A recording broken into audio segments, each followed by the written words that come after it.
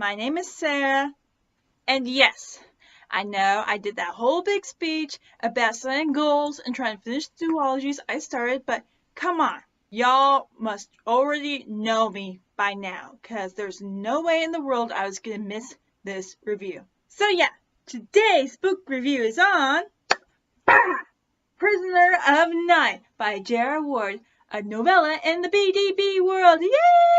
Yay!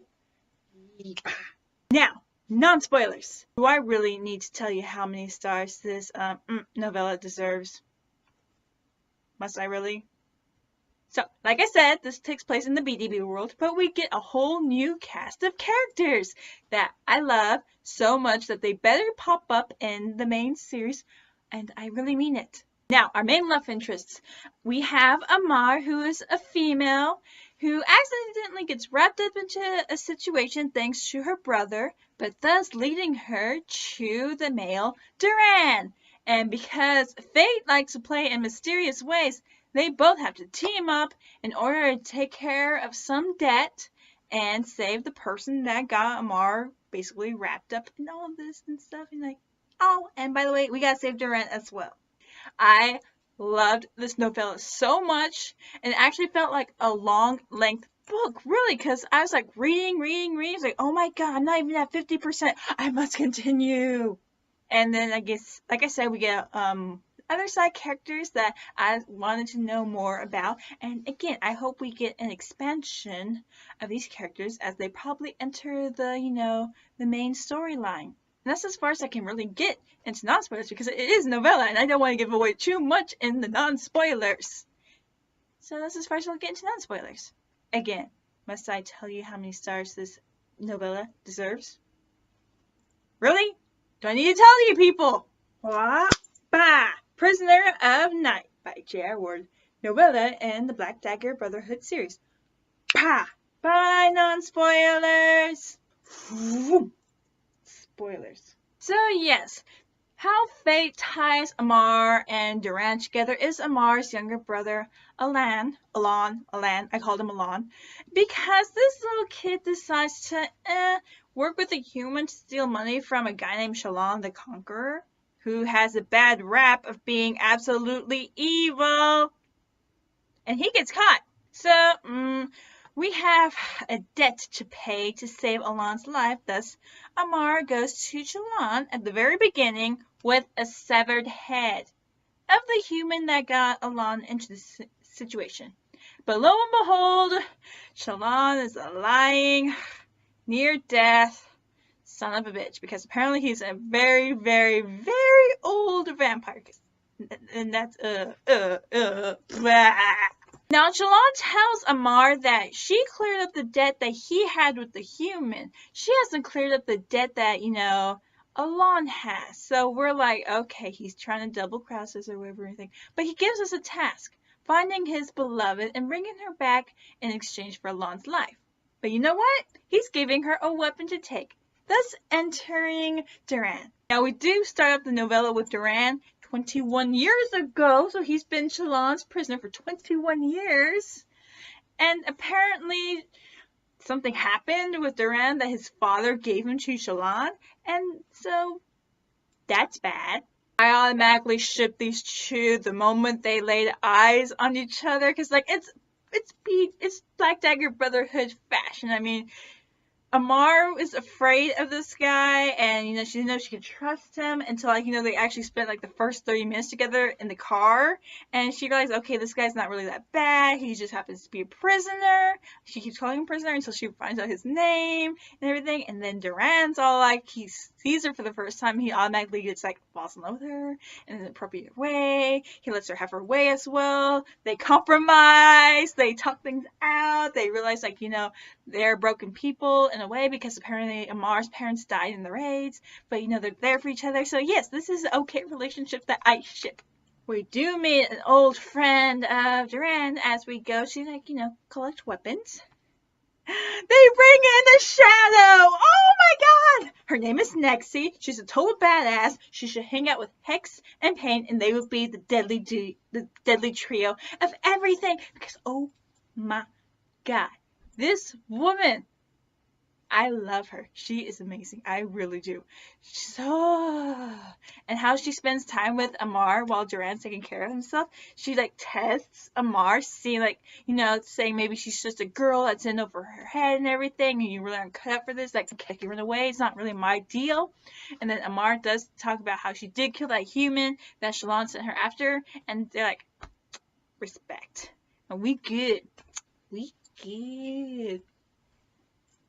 The most part of this book, of this novella, took place because we have a cult. An evil, creepy, scary, evil cult that is run by Duran's father. Go figure. I kind of figured that one. And we have to get the beloved that happens to be in the cult.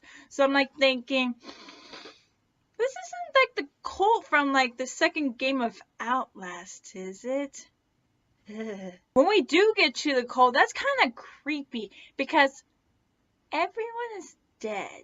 And apparently Duran's father prophesied the end of days. So you know how that goes when you have people that are very faithful and to this guy that's obviously corrupt and has been actually working with Shallan for some time and was the one that basically, I think it was, they had a down, whatever you call it. What's the word? They had a disagreement. And so it was Duran's father that kidnapped Shallan's beloved, and things didn't go so well and everything. And Duran's father is very superstitious, so he believed that if he killed his son, then bad luck would happen to him. So after Duran's mother died, he gave Duran to Shallan, and thus no evil superstitious thing would happen. But you know what? Your son is about to kill your ass. The one thing that infuriated me in this whole novella is when we finally get the beloved. I mean, we go to the main chambers where Duran's father is like supposed to be, because everyone in the commune and the whole cult is dead. Skeleton's been dead for maybe 20 odd years, because that's how long Duran's been gone. And we get to the room, and Duran tells Amar, there's the beloved. I'm like, where's she? I hope she's not dead, because we need to get Alana out alive. And he points to a little box with a gem inside. No, a pearl. We risked our lives on a possible suicide mission for a damn pearl that we could have gone to a pawn shop and bought. Because apparently Shallan likes to wear a crown on his dying, decaying head, and it was missing a pearl. Nexie, that flamethrower you got, can I borrow it? I need to go roast a male alive. I'll give it back. I was like, really? We went through all of that for a damn pearl. We have two characters I hated the most that I did want to roast with Nexie's flamethrower. It's Shallan, of course, but then it's Duran's father that goes by the title the Davos and everything. And just because he's a bad, evil dude, but also because he kept Duran's mother's skeletons, and he tried to, kidnap or kill Amar, and how he just shows up at the end is like very creeper stalkerish. I'm like, Duran, you can go ahead and kill him, because he actually does deserve the kill. He does deserve to avenge his mother. So fine, I'll give him that. I'll just have this flamethrower on standby in case he gets in the proximity where I can hit him with the fire. But Shallan is mine. Can I go kill him, please? Now, how this all comes to an end, so the cult remains do go kaboom and everything. We do go back to confront Shallan with the precious, the beloved, and he tries to pull another one on Amar, because Amar thinks Duran is dead because she didn't seem to get out of the explosion, but lo and behold, he does. And that's apparently why ram trucks were invented, because he sends a ram truck through Shallan's fortress. I did forget to mention, we did meet a little character, one of Shallan's guards that was following Duran and Amar, and because Shallan has problems with people talking back to him, he rips out their voice boxes. But we meet this little vampire, this little male that's like, oh, with his red hair. I'm like thinking, is he related to someone? I don't know. I don't care. Maybe I do. Either way, he does come back for Amar and Nexie. He shows them the way to Alon's cell and everything, and he does join them after Amar telling Durand, no, don't kill him. Let's give him to the guards. And like, you know that guy is dead because all the guards just like look at him. And you know Shallan messed up when he made his guards all mute and abuse them and all like that. My team at the end, well, after, apparently Nexi does have a cabin out there. It's a beautiful cabin, and her and Alon start having a thing, and they have that extra vampire male with them that's like, oh, he goes by the name Rudy now. And at the same time, Durand does kill his father, who did slip away, but followed Amar because he tasted her blood, which I was very afraid of. But you know what goes around comes around, so we are good.